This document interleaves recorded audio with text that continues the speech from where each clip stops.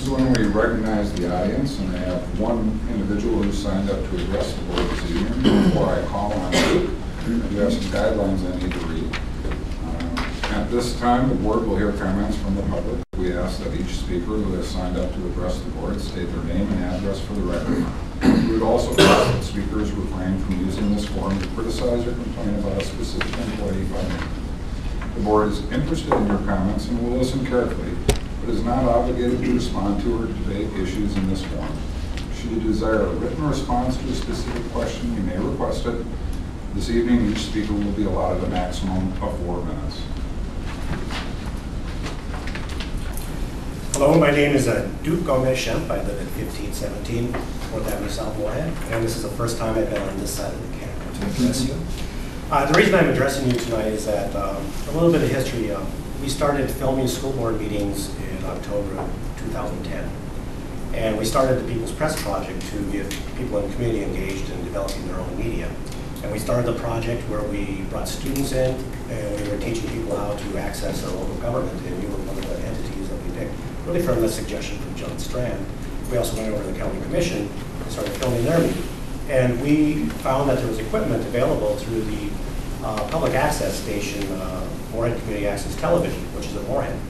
They get funding from the franchise agreements that are settled between the cable companies and municipalities. And what they have is they have equipment and studio space available for the community to develop local content to be aired on cable access. What we started doing is filming your meetings at County Commission, putting them online. And eventually we got them on cable access in Fargo. And they've been running ever since. They run twice a week, so there's rebroadcasting meetings. What happened with Mcam last May, they changed management. They had some management issues. And they brought in a gentleman named Tony Tilby. What he did is he started to dismantle our work. He took the quality studio cameras we had and took them back, and he wouldn't let anybody check them out. We had volunteers, and he said we couldn't train anybody. They had to be trained by Mcam, and they never offered training for like 5 months, and we lost all of our volunteers.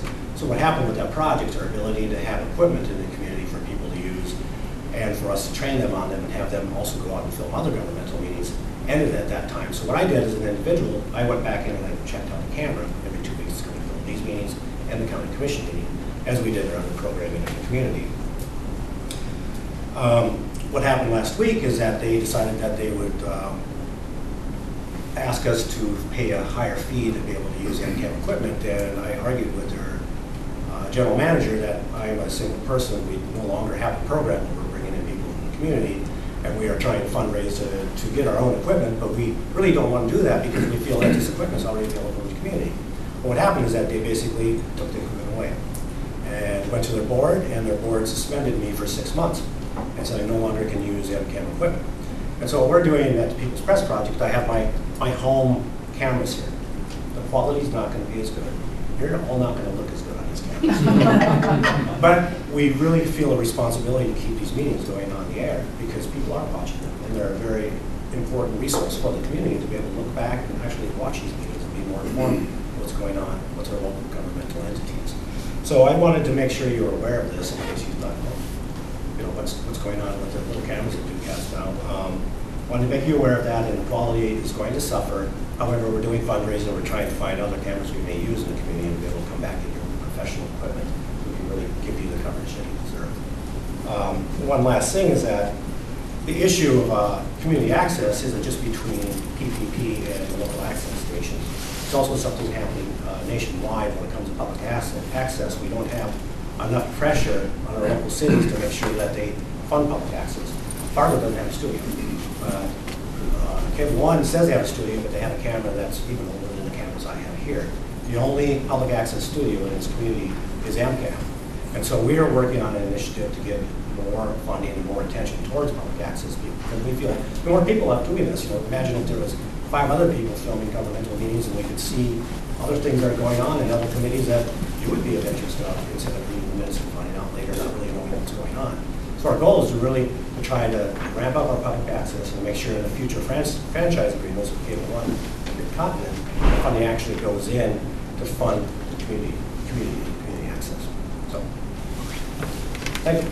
Thank you, Duke, and good luck. I have one thing I'll share, and it's just a general thought, and well, actually two thoughts. First of all, I want to thank Duke.